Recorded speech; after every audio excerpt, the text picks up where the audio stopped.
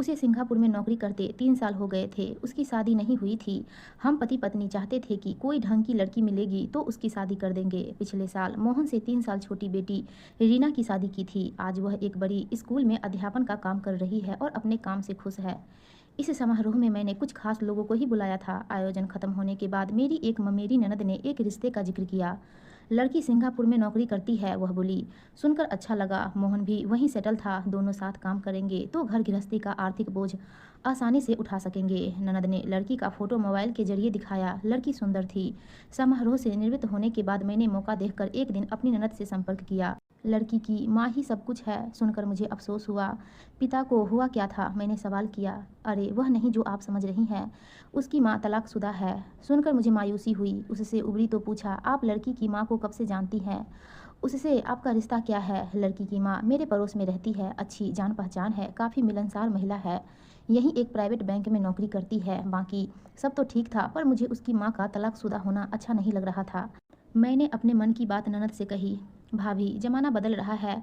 नहीं निभा होगा तो हो गई होगी अलग। रोज रोज घुटकर जीने से अच्छा है अलग हो जाए। ननद ने जमीनी हकीकत से अवगत कराया। तो भी क्या ऐसे परिवार से रिश्ता जोड़ना ठीक रहेगा? लोग तरह तरह की बातें करेंगे।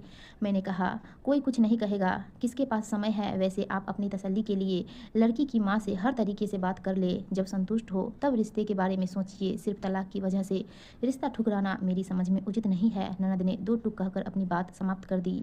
एक तरफ लड़की की पढ़ाई लिखाई, अच्छी नौकरी का लोभ था, तो दूसरी तरफ उसके परिवार को लेकर मन में तरह तरह की शंका। सो मैंने अपने पति पूरब से इसका जिक्र किया।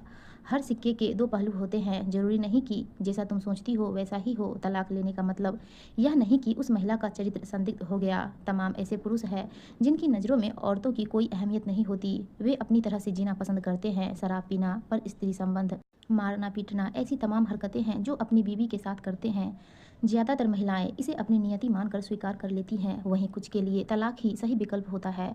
पूरब ने गलत नहीं कहा। मैंने एक दिन लड़की की माँ को बुलाया। बातचीत से वह सुलझी हुई लगी। न जाने क्यों मुझे उसका चेहरा जाना पहचाना सा लगा। हो सकता है दिल्ली में ही कहीं देखा हो। उन्होंने अपना नाम लक्ष्मी बताया। उसके पति के बारे में जानना चाहा तो कहने लगी, वे एक बिजनेसमैन हैं। इससे ज़्यादा मैं उनके बारे में कुछ भी बताना मुनासिब नहीं समझूंगी। वे रहते कहाँ हैं? आपका मायका कहाँ है? मैंने फिर भी पूछ ही लिया।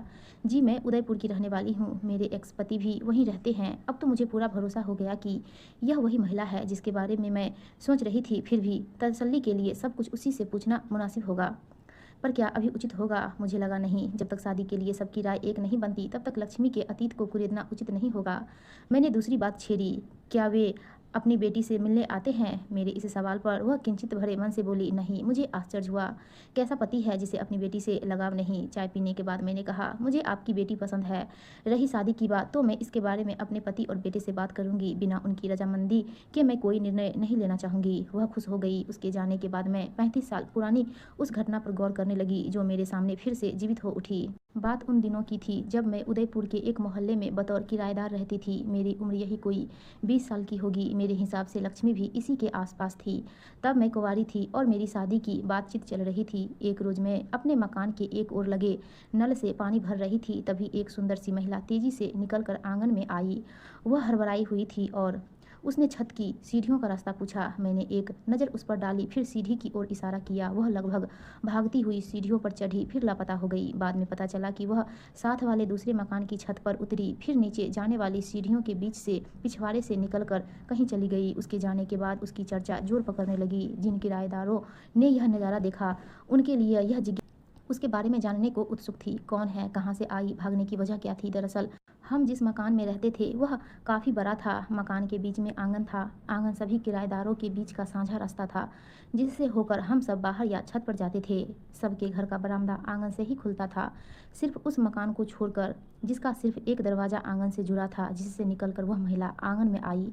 उस कमरे में रहने वाले एकमात्र किराएदार से हम सबका कोई संबंध न था। वह मकान के सामने वाले हिस्से से आता जाता था। वहीं दूसरे किराएदार पीछे के रास्ते से। मकान के बाहर कुछ लोग शोर मचा रहे थे। मेरी माँ बाहर निकलकर मकान के सामने वाले मेन हिस्से की ओर गई। वहाँ मोहल्ले के काफ़ी लोग जमा थे। मोहल्ले के कुछ दबंग किस्म के लोग मकान मालिक को गालियाँ दे रहे थे। वे मकान में रहने वाले किराएदार को बाहर निकालने का दबाव बना रहे थे। लोगों से पता चला कि एक आदमी भी उनके साथ खड़ा था जो उस भागने वाली महिला का पति था। माँ आधे घंटे बाद आई, तब सारे वाक्य से हम सबको परिचय कराया। कहने लगी, भागने वाली महिला का प्रेमी था यह किराएदार। वह महिला अपने प्रेमी से मिलने आई थी। इस बीच उसके पति को खबर लगी तो पीछा करते हुए यहाँ तक आ पहुँचा। अब मेरी समझ में सारा माजरा आया। वह महिला वाकई सुंदर थी, जिसकी सुंदरता की चर्चा मोहल्ले में कुछ दिनों तक होती रही। उसके बाद बात आई गई हो गई। साल भर बाद मेरी शादी हो गई और मैंने उस घटना को हमेशा के लिए भुला दिया। तो क्या यह वही महिला है? समय के साथ चेहरे पर बदलाव आ जाता है, इसलिए यह कहना कि लक्ष्मी ही वही महिला है थोड़ा जल्दबाजी होगी। तब कैसे पता चले कि लक्ष्मी वह महिला नहीं है? अगर लक्ष्मी वही महिला साबित हो गई तब तो शादी का सवाल ही नहीं उठेगा। इस बीच मोहन ने खबर दी कि उस लड़की से मिला है, उसका नाम निशा है। बातचीत से ठीक ठाक लगी। उसे जब मैंने बतलाया कि मेरी माँ तुम्हारी माँ को जानती है तो वह खुश हो गई। हम दोनों ने ऑफिस से निकलने के बाद एक रेस्टोरेंट में कॉफ़ी भी पी। निशा बहुत सुंदर लड़की है। सुंदर शब्द ने मुझे धर्म संकट में डाल दिया। मोहन ने निशा से शादी की जिद की।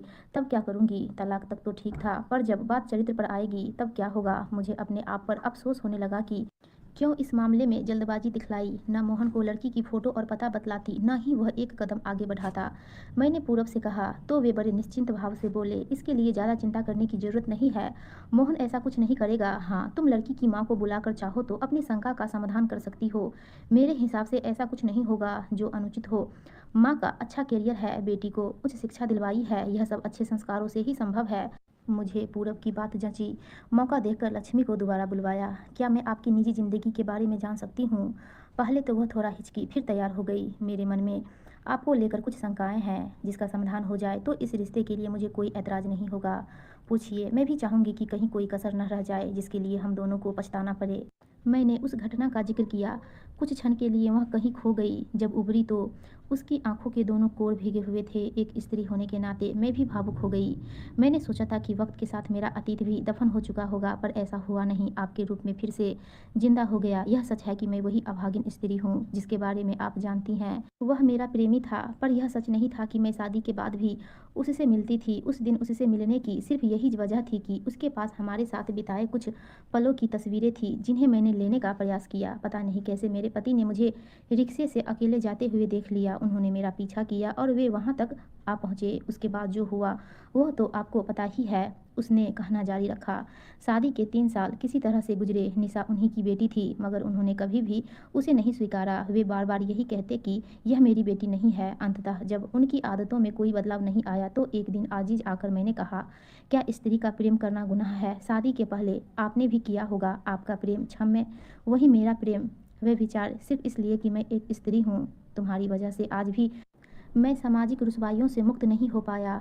कोई बात छुपती नहीं, सबको पता चल चुका है कि तुम शादी के बाद भी अपने प्रेमी से मिलती रही। मेरे पति बोले, उसके लिए आप जिम्मेदार हैं। अगर आप खुले दिमाग के होते तो क्या ज़रूरत थी मुझे उससे फ़ोटो लेने की? साथ फ़ोटो खिंचवा लेना एक आम बात है। लड़का लड़की एक साथ पढ़ रहे हैं, यदि उनके बीच एक अच्छी दोस्ती बन जाती है तो साथ में फ़ोटो खिंचवा लेने से कौन सा पहाड़ टूट पड़ता है। मगर नहीं, मन में आपको लेकर एक भय था, इसलिए उसके पास गई थी।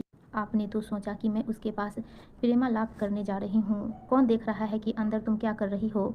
मैं चाहकर भी उस पल को भुला नहीं पाता। इसका इलाज क्या है? तलाक।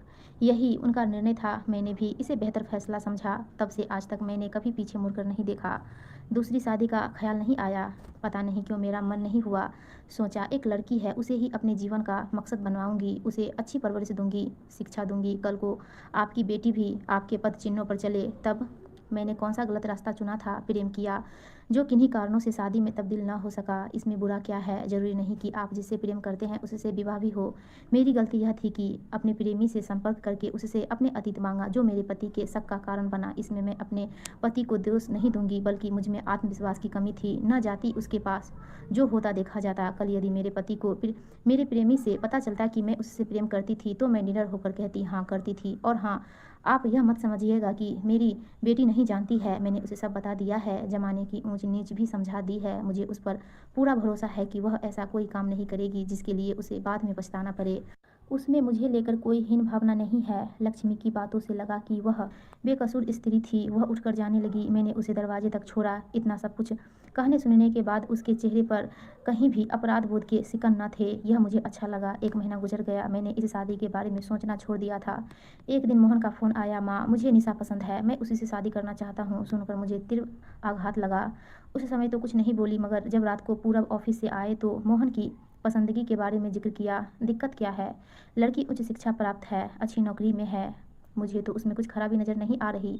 मैं उसकी माँ का अतीत पचा नहीं पा रही हूँ। अतीत के बारे में सोचकर क्या हासिल हो जाएगा? जीना तो है हमें वर्तमान में। वर्तमान यही है कि उस लड़की में कोई खराबी नहीं है। अगर उसकी माँ चरित्रहीन होती तो दूसरी शादी रचाकर ऐश करती, मगर नहीं, उसने अपनी जवानी अपनी बेटी के भविष्य के लिए कुर्बान कर दी। इससे बड़ा त्याग कुछ नहीं हो सकता। पूरब का तर्क न्याय संगत था। इसका मतलब आपको यह शादी पसंद है? ज़्यादा खोजबीन का ज़माना गया। आज के बच्चे अपने आर्थिक भविष्य के बारे में ज़्यादा सोचते हैं।